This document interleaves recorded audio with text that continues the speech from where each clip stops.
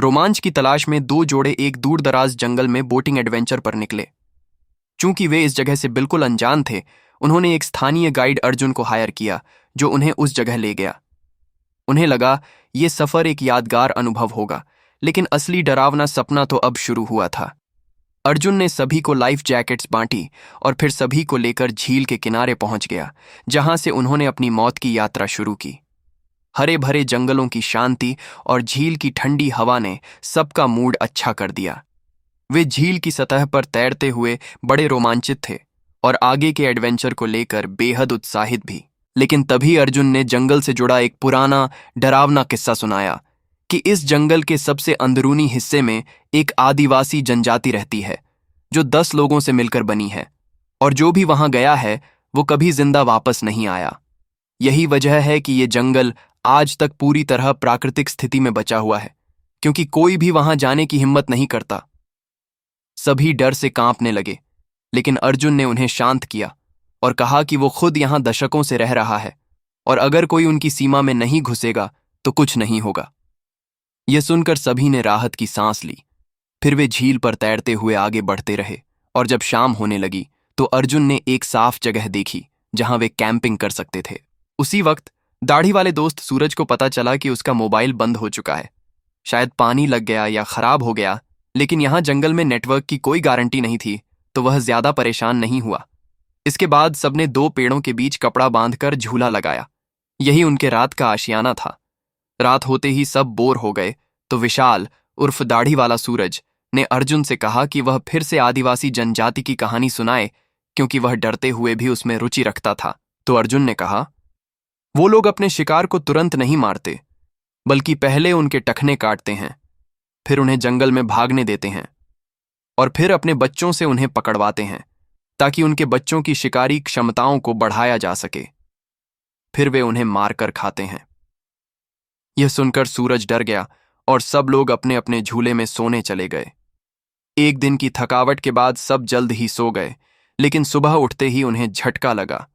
जैकी नाम का उनका दोस्त अचानक गायब था और एक कश्ती भी साथ ले गया था। यह बहुत ही अजीब था। ऐसे सुनसान जंगल में जैकी अकेले कहां जा सकता है? सुरक्षा को देखते हुए बाकी 5 लोगों ने बची हुई 2 बोट लेकर नदी की दिशा में उसे ढूंढना शुरू किया। लेकिन अभी वे ज्यादा दूर नहीं गए थे कि तेज बारिश शुरू हो गई, जिससे रास्ता और कठिन हो गया। फिर भी उन्होंने हार नहीं मानी और नदी के किनारे किनारे खोजते रहे। मगर तभी और बड़ी मुसीबत सामने आ गई। नदी की धारा बहुत तेज थी। सारा ने सुझाव दिया कि वे दूसरी तरफ से जाएं, लेकिन अर्जुन ने चेताया कि वो रास्ता सीधे आदिवासियों के इलाके में जाता है और वहां जान का खतरा है। इसके बावजूद सूरज ने जिद की कि चाहे जान चली जाए, लेकिन जैकी को ढूंढना ही होगा। सूरज की इस दोस्ती और जज्बे को देखकर अर्जुन भी साथ चलने को तैयार हो गया, बिना यह जाने कि यही फैसला उनकी जिंदगी की सबसे बड़ी गलती बनने वाला था। वे आदिवासियों के क्षेत्र में घुस गए और देखा कि जैकी की बोट वहीं किनारे पर है, लेकिन जैकी नहीं दिखा। सभी ने सोचा कि जब बोट यहां है तो वो भी आसपास ही होगा, इसलिए तीनों लोग बोट से उतरकर अंदर चले गए और अर्जुन बाहर इंतजार करने लगा। अर्जुन ने कहा कि वह सिर्फ 1 घंटे इंतजार करेगा। अगर वे नहीं लौटे तो वह अकेला वापस चला जाएगा। अब और कोई रास्ता नहीं था, इसलिए बाकी तीनों अंदर चले गए। लेकिन जैसे ही वे घुसे, अर्जुन को लगा कि कुछ हलचल है। उसे लगा कि शायद वही लोग वापस लौट रहे हैं, लेकिन कई बार आवाज लगाने पर कोई जवाब नहीं आया। अब वह थोड़ा डरा और छोटी छुरी लेकर धीरे धीरे जंगल में घुस गया। वो हर ओर नजरें गड़ाए हुए था कि कोई जंगली आदमी कहीं से न कूद पड़े। लेकिन तभी उसे एक अजीब दृश्य दिखा। वहां कुछ अजीब से पुतले पड़े थे, जो पूरी तरह इंसानों की तरह बने हुए थे। उन पर कुछ नंबर के टैग लगे थे और कुछ में चश्मे भी टंगे थे। क्या ये सब पहले के पीड़ितों की चीजें थीं? वह एक पुतले के पास गया, उसकी टोपी हटाकर देखने लगा, लेकिन तभी अर्जुन का गला एक ही वार में काट दिया गया और वो मौके पर ही ढेर हो गया। लेकिन उस वक्त जंगल में बाकी लोग इस सब से पूरी तरह अनजान थे। वे अब भी जैकी को ढूंढते हुए इधर उधर भटक रहे थे। इसी दौरान वे एक पहाड़ी गुफा तक जा पहुंचे और वहां जमीन पर उन्हें एक नई मोटरसाइकिल हेलमेट मिला। इस सुनसान जगह में आखिर कौन आ सकता है? सारा ने हैरानी से हेलमेट उठाया ही था कि तभी अचानक जैकी वहां आ गया। सभी बुरी तरह चौंक गए, लेकिन साथ ही खुश भी थे कि वह जिंदा है। अपने प्रेमी को देखकर सारा की खुशी का ठिकाना नहीं रहा। अब जबकि सब कुछ ठीक लग रहा था, उन्होंने तुरंत वहां से निकलने का फैसला लिया और तेजी से नदी की ओर चल दिए। लेकिन जब वे बाहर पहुंचे तो देखा कि अर्जुन और एक बोट गायब हैं। उन्हें लगा अर्जुन शायद अकेले ही बोट लेकर निकल गया है, इसलिए उन्होंने भी बची हुई बोट में बैठकर तेजी से नदी में आगे बढ़ना शुरू किया। मगर थोड़ी ही दूर जाने पर उन्होंने देखा कि वही बोट आगे किनारे पर पड़ी है, लेकिन अर्जुन वहां नहीं था। एक अजीब सा डर सबके मन में छा गया। वे तेजी से बोट के पास पहुंचे और देखा कि उसके किनारे पर खून के निशान थे। पास ही में जैकी और बाकी लोग अर्जुन का बैग और एक लोहे की हांडी देख रहे थे। पहले तो उन्होंने सोचा कि अर्जुन ने भूख के कारण कुछ पकाया होगा, लेकिन जैसे ही वे पास गए, वो मंजर देखकर उनके रोंगटे खड़े हो गए। हांडी में अर्जुन का सिर उबालते हुए पकाया जा रहा था। सभी तुरंत बोट में बैठकर वहां से भागने लगे, लेकिन उन्हें पता नहीं चला कि पास के पेड़ की जड़ के नीचे एक जंगली आदमी चुपचाप झील में उतर चुका था। सौभाग्य से वे समय रहते निकल गए, लेकिन कुछ दूर ही गए थे कि एक विशाल पेड़ झील पर आ गिरा और उनका रास्ता रोक लिया। अब समय नहीं था सोचने का। चारों लोग जल्दी से बोट से उतरकर उसे खींचते हुए पेड़ के नीचे से निकालने लगे। आखिरी पैडल उठाने जब दाढ़ी वाला नंदन गया तो उसे कुछ गड़बड़ लगी। बाकी तीनों भी जल्दी से उसकी मदद को दौड़े और मिलकर उस छुपे हुए जंगली आदमी को मार गिराया, लेकिन इसी देरी में उनकी बोट बहकर खाई में जा गिरी।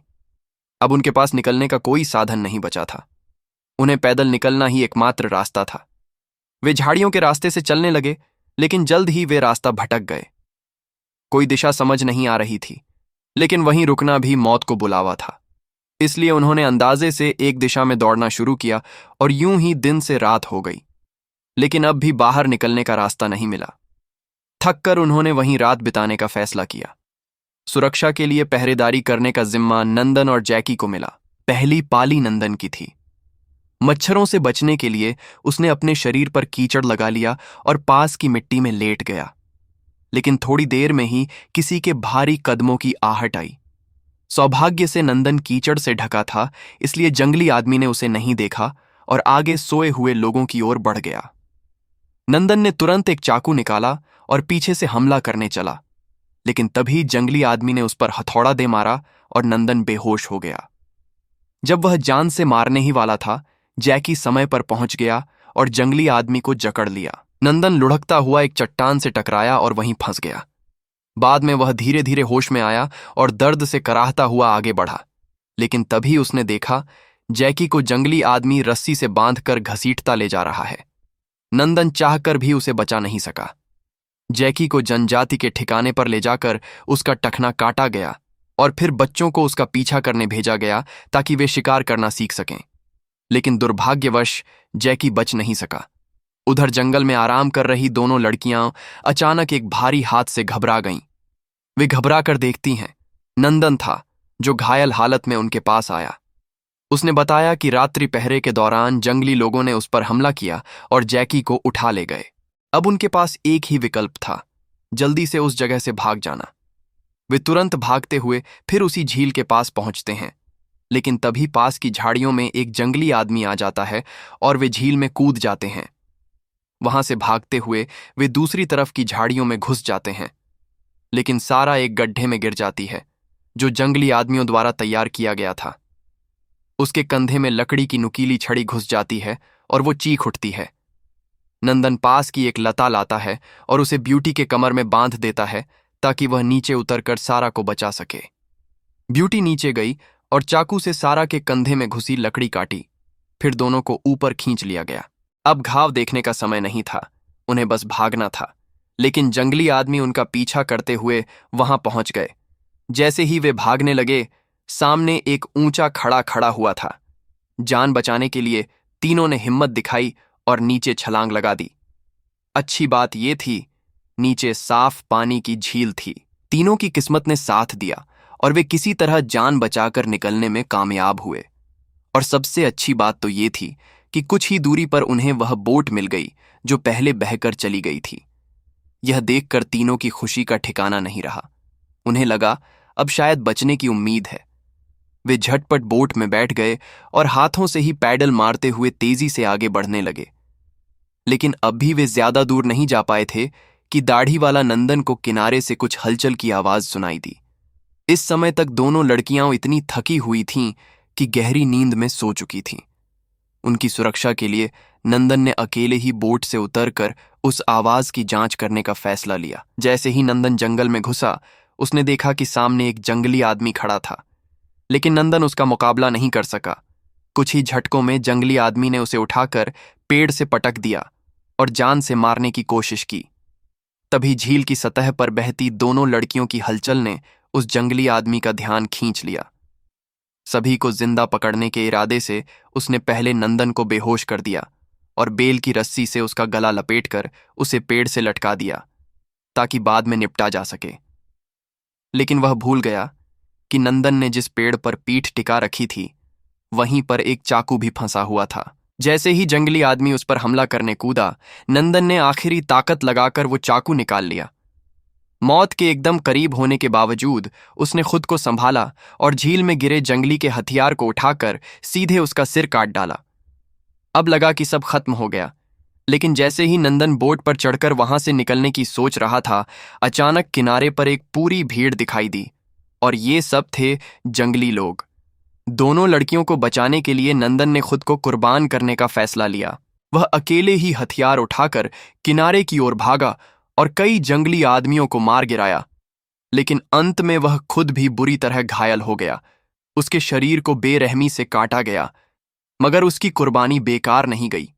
दोनों लड़कियां उस नदी के सहारे वहां से निकलने में सफल रहीं। 5 लोगों की यात्रा में अंत में केवल 2 ही जिंदा बच पाए। यह अनुभव अब उनकी जिंदगी भर की सबसे भयानक याद बन गया है।